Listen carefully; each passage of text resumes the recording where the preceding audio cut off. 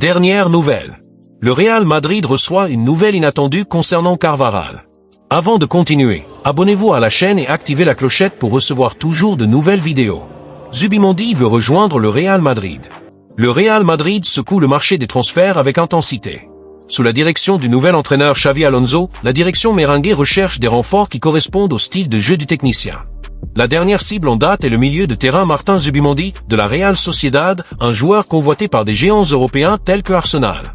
L'offensive du club espagnol promet d'animer les négociations et pourrait changer la trajectoire de l'avenir du milieu de terrain. Martin Zubimendi, âgé de 26 ans, est l'un des milieux de terrain les plus réguliers du football espagnol. Pièce maîtresse de la Real Sociedad depuis 2020, il a disputé 48 matchs la saison dernière, marquant 2 buts et délivrant 2 passes décisives. Évalué à 60 millions d'euros par Transfermarkt, Zubimendi allie vision de jeu, solidité défensive et constance, des qualités qui en ont fait un pilier de l'équipe basque et un titulaire de la sélection espagnole en Ligue des Nations. Jusqu'à récemment, Zubimendi semblait destiné à rejoindre Arsenal avec des discussions avancées il y a environ un mois. Cependant, selon le journaliste José Félix Diaz, un appel du Real Madrid a changé la donne. L'offensive merengue a rendu le joueur songeur et les négociations avec Arsenal sont désormais incertaines. L'intérêt du Real Madrid, combiné au prestige du club, pourrait être décisif pour l'avenir du milieu de terrain. Zubimendi était concentré sur la Ligue des Nations jusqu'au 8 juin, jouant en tant que titulaire avec l'Espagne. Cependant, la sélection a été battue par le Portugal au tir au but, terminant vice-championne. Avec la fin du tournoi, le joueur est désormais libre de s'occuper de son avenir.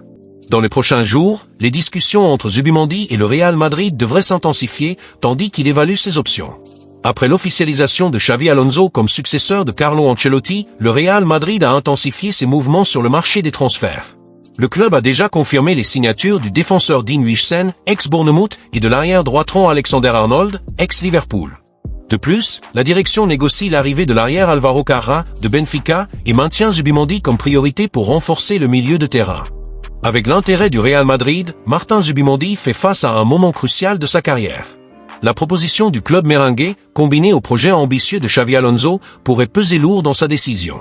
Dans les prochains jours, le milieu de terrain devrait évaluer ses options, tandis qu'Arsenal tente de renverser la situation. L'issue de cette négociation promet d'être l'un des chapitres les plus intéressants du marché des transferts. Carvajal surprend dans une interview. Dani Carvajal, l'un des piliers du Real Madrid, traverse une période de transition dans sa carrière.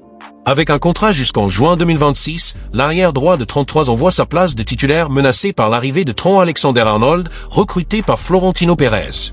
Malgré son histoire victorieuse à Valdebebas, le numéro 2 sait que le club planifie déjà l'avenir de ce poste, entamant un compte à rebours pour sa continuité dans l'équipe. Lors de la dernière saison sous les ordres de Carlo Ancelotti, Carvajal a subi une grave blessure, une rupture du ligament du genou. Cet incident l'a limité à seulement 11 matchs disputés, marquant une période difficile pour le vétéran. Depuis la défaite contre Villarreal lors de la 9e journée de la Liga, le joueur a cumulé 300 jours d'absence sur les terrains, manquant 53 matchs du Real Madrid. Son retour est prévu pour août, mais sa participation au Super Mondial des clubs de la FIFA reste incertaine. Dans une interview accordée au journal Marca, Carvajal s'est ouvert sur son parcours et ses projets pour l'avenir. Conscient que sa titularité n'est plus garantie, l'arrière a partagé sa vision d'un éventuel départ du Real Madrid, désormais entraîné par Xavi Alonso. Ces paroles reflètent la maturité d'un joueur qui, malgré les défis physiques et la concurrence, reste fier de sa contribution au club. Avec l'arrivée de Trent Alexander-Arnold, l'un des meilleurs arrière-droits du football mondial, Carvajal doit faire face à la concurrence d'un joueur plus jeune et en pleine ascension. Alors que l'Anglais représente l'avenir de l'arrière-droit merengue, Carvajal cherche à laisser sa marque dans une saison qui pourrait être décisive. Son expérience et son leadership seront essentiels, que ce soit sur le terrain ou comme référence pour l'équipe.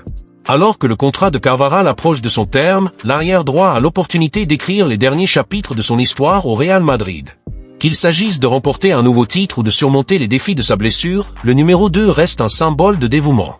Le Super Mondial des clubs et la saison 2025/26 pourraient être le théâtre de sa rédemption ou le prélude à un adieu honorable pour l'une des idoles récentes du club.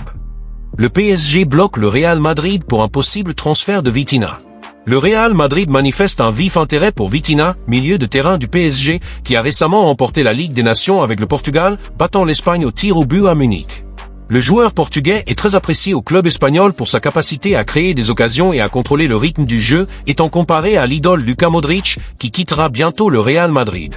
La capacité de Vitinha à dicter le tempo des matchs en fait une cible stratégique pour les Merengues. Malgré l'enthousiasme du Real Madrid, un accord pour Vitinha est loin d'être conclu. Les relations entre les deux clubs ont été fragilisées après le départ de Kylian Mbappé du PSG vers le Real Madrid en début de saison, sans frais, en raison de la fin de son contrat. Ce mouvement a généré une grande insatisfaction au sein du club parisien, qui, selon le portail Defensa Central, refuse de négocier avec les Espagnols. Cette tension en coulisses complique toute possibilité de transfert. Vitinha n'est pas le seul joueur du PSG à susciter l'intérêt du Real Madrid. Le club espagnol suit également l'arrière portugais Nuno Mendes et le gardien Gianluigi Donnarumma. Comme dans le cas de Vitinha, toute négociation pour ces joueurs dépendrait de conditions exceptionnelles, similaires à celles de Mbappé, c'est-à-dire sans frais ou à des prix bien inférieurs au marché. Cependant, le PSG ne semble pas disposé à faciliter les transferts vers son rival espagnol. Vitinha, le talentueux milieu de terrain portugais du Paris Saint-Germain, vit une saison véritablement historique, marquée par des conquêtes impressionnantes et des performances qui le placent parmi les meilleurs joueurs du football européen. À 25 ans, le joueur formé dans les catégories de base du FC Porto a déjà remporté 5 trophées au cours de la saison 2024 à 25, consolidant son statut de pièce maîtresse tant au club qu'en sélection portugaise. Sa polyvalence, son intelligence tactique et sa capacité à dicter le rythme du jeu en font l'un des joueurs les plus convoités du marché, le Real Madrid n'étant que l'un des clubs qui suivent de près son ascension fulgurante.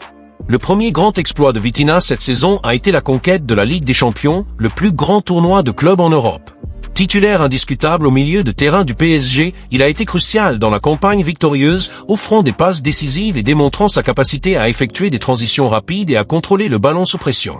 Sa vision de jeu et ses passes précises ont été essentielles pour déstabiliser les défenses adverses, notamment lors des phases éliminatoires où le PSG a affronté des adversaires de haut niveau. La finale, jouée avec autorité, a couronné le milieu de terrain comme l'un des protagonistes du titre européen, un jalon dans sa carrière. En plus de ce succès continental, Vitinha a également brillé sur la scène nationale française.